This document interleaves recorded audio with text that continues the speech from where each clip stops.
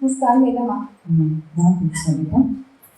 इस पाठ को आपने अच्छा निभाया, लेकिन अंत में आपने मरना क्यों चूज किया?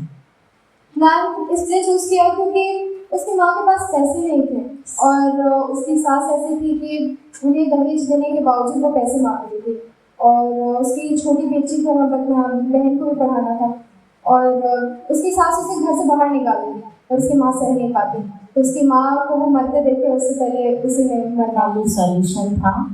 नहीं, सॉल्यूशन तो नहीं था मैम, लेकिन क्या होता है कि कुछ कुछ गांव घर में क्या होता है ना कि कुछ कुछ बेटियां मजबूर हो जाती हैं और आज भी मतलब बहुत सारे लोग, बहुत सारी लड़कियां, जैसे कि कम से कम 35,000 लड़कियां दहेज की वजह से मर रही हैं और इसके वजह से ये सारी आंकड़े मतलब बहुत लोगों को पता नहीं है। आपने क्या मैसेज दिया इसमें?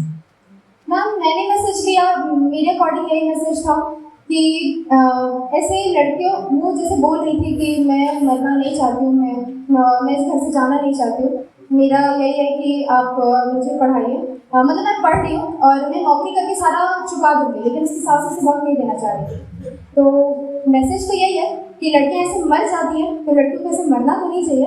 और ये दहेज के खिलाफ है ये चीज़। आपने समझा कि आपने क्या मैसेज दिया? जो अंत वाला सीन था आपका मैसेज वो चला गया कि उपाय नहीं है तो ये कर दो। हमेशा मैसेज पॉजिटिव देना चाहिए। और आपने कहा कि आप पढ़ रही हैं, पढ़ी लिखी हैं, आगे भी पढ़ रही हैं, तो जीवन जो भी है बेटा, जिंदगी अगर मिला है तो सुख दुख का सामना तो करना ही पड़ता है, और उसको लेते हुए जो आगे बढ़ जाता है वही सही इंसान कहलाता है।